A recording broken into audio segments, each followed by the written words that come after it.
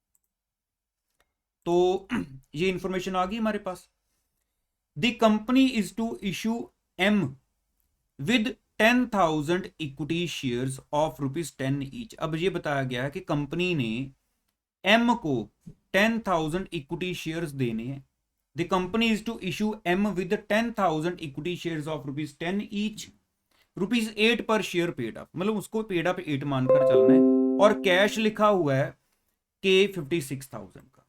ठीक है, एक सेकंड याद है, कैश लिखा हुआ है 56,000 का।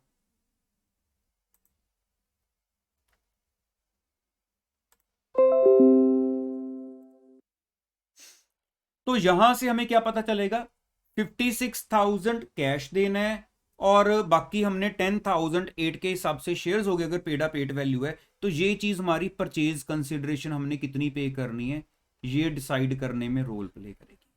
हमने कितने में उनको बाय किया, उनके एसेट्स को, परचेज कंसिडरेशन होगी बेसिकली ये हमारी। तो इसके अलावा कंपनी ने पब्लिक को भी शेयर इशू करने हैं कैश में। 20,000 शेयर्स पब्लिक को देने हैं, 10 ईच के हैं, लेकिन ये क्लियरली मेंशन्ड है 8 पेड अप के हिसाब से, कि 8 पेड अप के हिसाब से हमने कॉल्ड की amount. And paid up accept in case of 1,000 share. अभी 1,000 शेयर्स ने थर्ड कॉल जो ₹2 पर शेयर के हिसाब से थी वो नहीं पे की है, लेकिन 2,000 शेयर्स जिनकी जो फेस वैल्यू सारी की सारी रियलाइज हो चुकी है, मतलब यहां पे कॉल्स इन एडवांस आ गई हैं, क्योंकि हमने तो ₹8 ही मंगवाए हैं टोटल अभी तक। और इसके अलावा the share issue was underwritten, underwriting का कॉन्ट्रैक्ट भी है। 2% हमने कमीशन देनी है अंडरराइटर्स को, payable in shares fully paid up.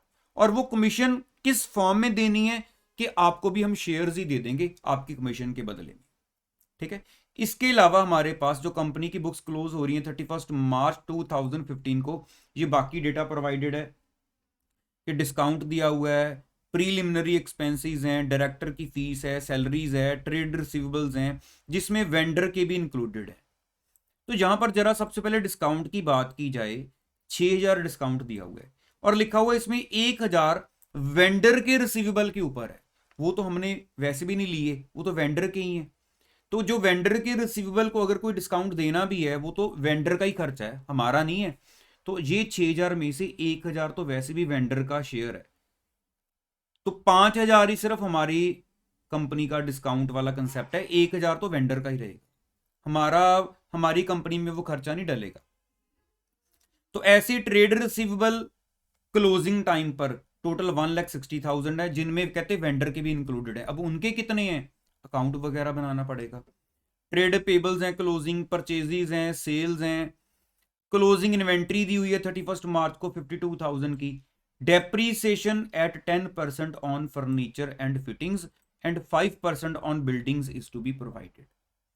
तो ट्रेड रिसीवेबल से कलेक्शन जो वेंडर से बिलोंग कर रहे हैं कितनी है, 60,000। अब वहां पर क्वेश्चन ने बोला था कि जितनी भी वेंडर के लिए आप कलेक्शन करोगे तो 5% ये देखो हमने उसके ऊपर कमीशन देनी है, मतलब हमें कमीशन मिलनी है। तो यहां से एक हमारी कमीशन वाली इनकम भी आ रही है ना, हमें कमीशन मिलनी है ये,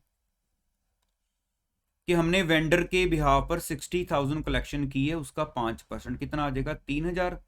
तो ये 3,000 हमारी कमीशन इनकम में जाएगी पोस्ट इनकॉर्पोरेशन में, क्योंकि कंपनी ने कलेक्शन करके दी है। तो बाकी कहते हैं स्टेटमेंट बनाओ अपोर्शनमेंट करके, तो क्या प्री पोस्ट होगा और उसके बाद बैलेंस शीट भी बनानी। ठीक है, अब स्टेटमेंट आपके हाथ में, आपको बार बार स्टेटमेंट में नहीं लेके आऊंगा, जहां जरूरत है वहां लेके आऊंगा। अब हम क्वेश्चन को सॉल्व करना शुरू करें। तो सबसे पहले अगर जीपी निकालनी हो तो देखो हमें टोटल परचेजेस, टोटल सेल्स, ये ओपनिंग बैलेंस शीट है तो ओपनिंग इन्वेंट्री 30,000, क्लोजिंग इन्वेंट्री हमें नीचे क्वेश्चन में दी हुई थी 52,000। तो हम यहां से अपना ग्रॉस प्रॉफिट निकाल सकते हैं। चलो पहले ग्रॉस प्रॉफिट ही निकालते हैं और उसको बाइफरकेट कर लेते हैं। Calculation of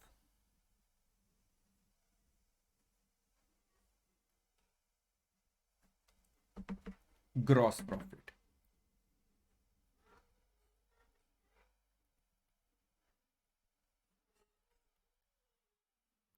calculation of gross profit. तो सेल्स हमें क्वेश्चन में कितनी प्रोवाइडेड है, सेल्स 4,60,000 की सेल प्रोवाइडेड है। ठीक है।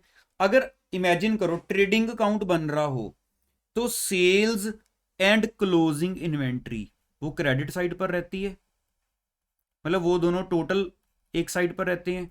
तो क्लोजिंग इन्वेंट्री कितनी थी हमारी 52,000। ये दोनों टोटल कितने आ गए 4,60,000 प्लस 52,000, ये हैं 5,12,000।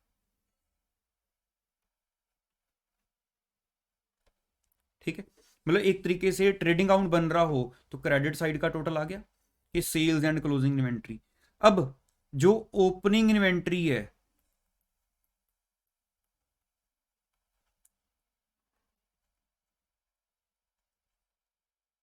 ओपनिंग इन्वेंट्री हमारे पास 30,000 की, और परचेजेस मींस डेबिट साइड वाले आइटम्स वो हम माइनस कर देते हैं 3,20,000।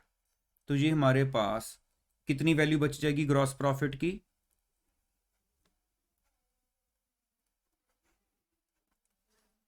1,62,000 ग्रॉस प्रॉफिट आ गया। ठीक है, ये एक पहली कैलकुलेशन आ गई हमारे पास ग्रॉस प्रॉफिट कैसे कैलकुलेट होना है, और आई थिंक आपको इजीली ये समझ भी आ गया होगा, है ना। तो मैं नेक्स्ट स्टेप पर चलता हूं। अब ग्रॉस प्रॉफिट को बाइफरकेट करना है, देन एक एक करके एक्सपेंसेस को इसमें से माइनस करते हैं। ठीक है, तो सबसे पहले हम वो अपना फॉर्मेट थोड़ा सा बना लें रफ सा।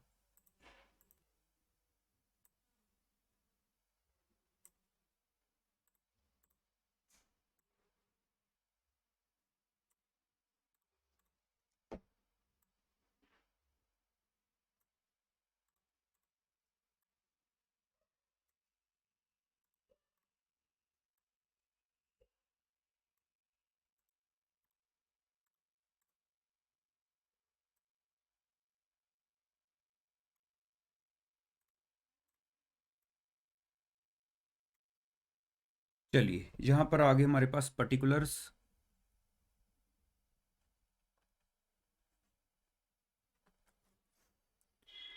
Total amount, basis, pre incorporation period, post incorporation period. ठीक है, पर्टिकुलर्स में सबसे पहले हमने उठाया ग्रॉस प्रॉफिट। अब आप पूरा क्वेश्चन चाहे दो बार दोबारा पढ़ लो, हमें कहीं पर भी सेल्स की रेशो या कॉस्ट ऑफ गुड सोल्ड ये नहीं दिया हुआ है। याद है ना जब चैप्टर स्टार्ट किया था कि पहले क्या ऑप्शन होती है सेल्स रेशो में, देखो नहीं हो रहा है कॉस्ट ऑफ गुड सोल्ड, फिर भी नहीं हो रहा, फिर टाइम रेशो में। तो इस क्वेश्चन में हमारे पास टाइम रेशो ही रह जाती है। तो जो हमारा 1,62,000 का ग्रॉस प्रॉफिट है उसको हम टाइम रेशो में करें। तो टाइम रेशो इस क्वेश्चन की क्या है, देखो हमें क्वेश्चन में बताया था, एक बार मैं क्वेश्चन में चलता हूं कि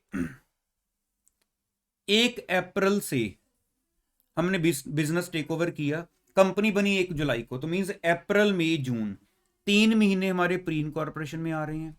जुलाई ऑनवर्ड्स अप टू 31 मार्च 9 महीने बचे, 9 महीने हमारे पोस्ट इनकॉर्पोरेशन में जाएंगे। तो टाइम रेशियो क्या होगी अल्टीमेटली 1:3। ठीक है, तो इस टाइम रेशियो के हिसाब से मैं जरा ये आपने वर्किंग नोट में दे लेना टाइम रेशियो कैसे निकाली हमने। ठीक है, तो टाइम रेशियो हमारी 1:3 है। तो 1,62,000 को मैं इस रेशियो में करूं 40,500 प्री इनकॉर्पोरेशन में, 121,500 पोस्ट इनकॉर्पोरेशन में।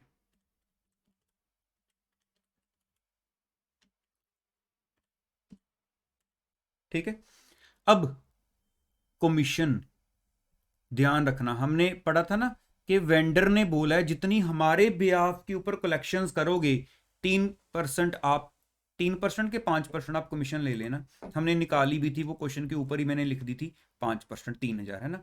ये कंपनी ने अब कलेक्शन की है तो ये सारी की सारी 3,000 की कमीशन हमारी पोस्ट इनकॉर्पोरेशन में जाएगी।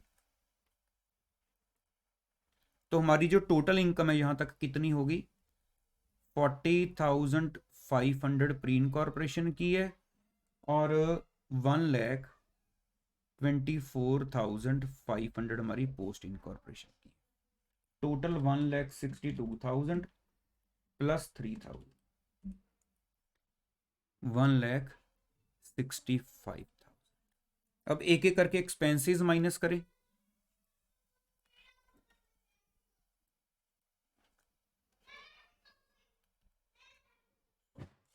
ठीक है, उसमें सबसे पहले क्या आ रहा है हमारे पास इंफॉर्मेशन में, डिस्काउंट, जिसमें से हमने पहले ही देख लिया था 1,000 तो वेंडर का है, वो तो हमने अपने खर्चे में थोड़ी डालना, हमने तो सिर्फ कौन सा लेना है जो हमारी सेल से रिलेटेड है।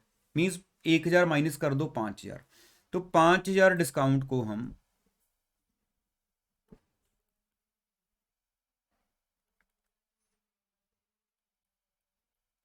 अब इस डिस्काउंट, वैसे तो सेल रेशो में जाना होता है, लेकिन इस केस में हमारे पास कौन सी रेशो अवेलेबल है, जस्ट टाइम की, है ना। तो 5,000 डिवाइडेड बाई 1250 आ गया हमारा प्री इनकॉर्पोरेशन में, देन 3750 पोस्ट इनकॉर्पोरेशन। डिस्काउंट के बाद नेक्स्ट है प्रीलिमिनरी एक्सपेंसेस, 10,000 के 10,000 पोस्ट इनकॉर्पोरेशन।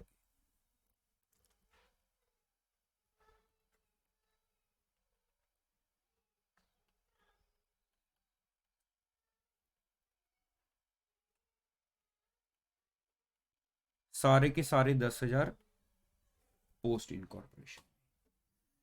उसके बाद नेक्स्ट डायरेक्टर्स फीस 12,000 सारी की सारी पोस्ट में,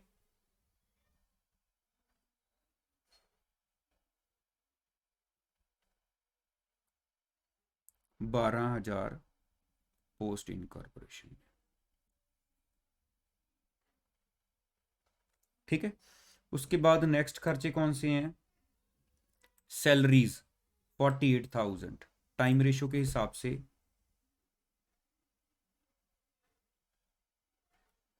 48,000 1:3 की रेशो में, ये आ जाएंगे 12,000 एंड 36,000। सैलरीज के बाद ट्रेड रिसीवेबल, चलो ये तो खर्चा थोड़ी है ना, ट्रेड पेबल को एक्सपेंस है, परचेज हम जीपी निकाल चुके हैं, सेल्स भी डील हो चुकी है।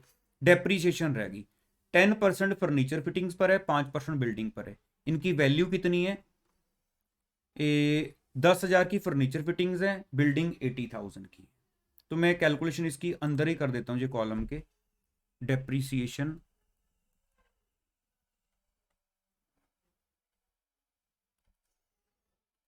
बिल्डिंग पर, बिल्डिंग की वैल्यू बोली हुई है 80,000, इसका 5% डेप्रीसिएशन है, और फर्नीचर एंड फिटिंग्स के ऊपर बोला है 10%, इसकी वैल्यू थी कितनी, 10,000 आई थिंक, 10,000। तो ये वैल्यूज हमारे पास आ जाएंगी 80,000 इंटू 5%, 4,000 हमारे पास आ गई है बिल्डिंग की। मैं इसको ना थोड़ा सा स्पेस थोड़ी कम हो गई है, मैं ऐसे लिख देता हूँ यहाँ पर, इसके नीचे 4,000 आ गई बिल्डिंग की और 1,000 आ जाएगी इसकी, तो टोटल 5,000 डेप्रीसिएशन होगी हमारी, 5,000 डेप्रीसिएशन। तो इसको 1:3 की रेशियो में करेंगे, 1250 आ जाएगी हमारी प्री इनकॉर्पोरेशन में। अलग अलग दिखानी है तो आप अलग अलग भी दिखा सकते हो, जैसे मान लो अगर मैं बोलूँ 4,000 को अलग दिखाओ, मान लो आपने कंबाइन करके नहीं दिखाना है, ये आपकी चॉइस है। अगर अलग अलग दिखाना है तो 4,000 मैं बिल्डिंग की लिखूंगा और 1,000 फर्नीचर की आ जाएगी, तो ये आ जाएगी आपकी 1,000 और 3,000, 250 एंड 750। ठीक है, बस यही एक्सपेंसेस थे हमारे पास। चलो अब जरा देखते हैं कि अल्टीमेटली क्या प्रॉफिट या लॉस हमारे पास आ रहा है, टोटल भी और प्री एंड पोस्ट का भी नेट करके।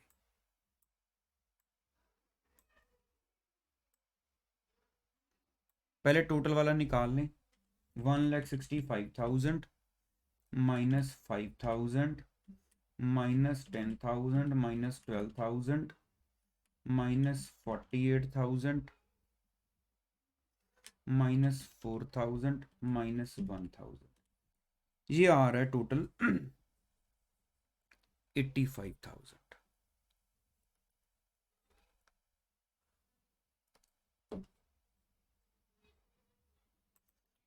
अब इंडिविजुअली देखते हैं।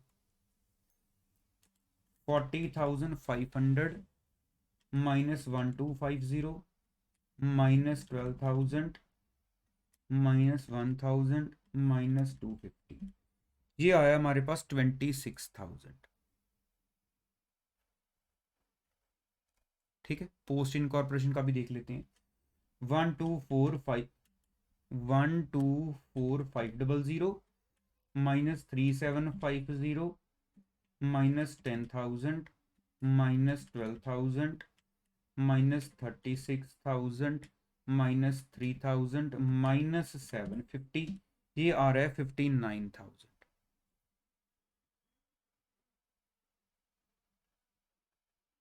तो इन दोनों का टोटल पहले देख लें, मैच हो रहा है 85,000 बिल्कुल।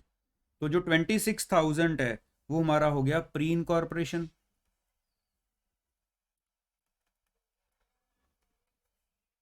Pre incorporation profit transferred to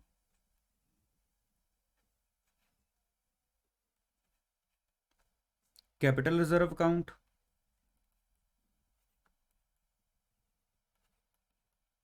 ठीक है, उसके बाद हमारा जो बाकी है वो नेट प्रॉफिट लिख दो आप।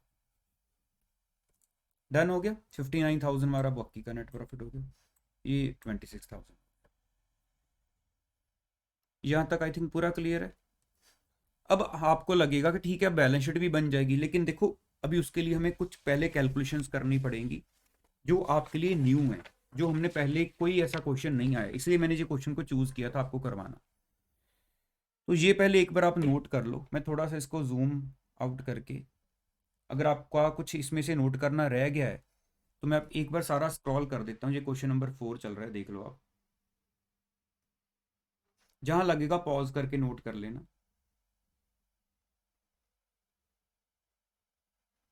ठीक है, मैंने सारे एक बार व्यू दिखा दिया आपको। अब चलते हैं आगे, नेक्स्ट जो इसके नोट्स बनाने हैं हमने।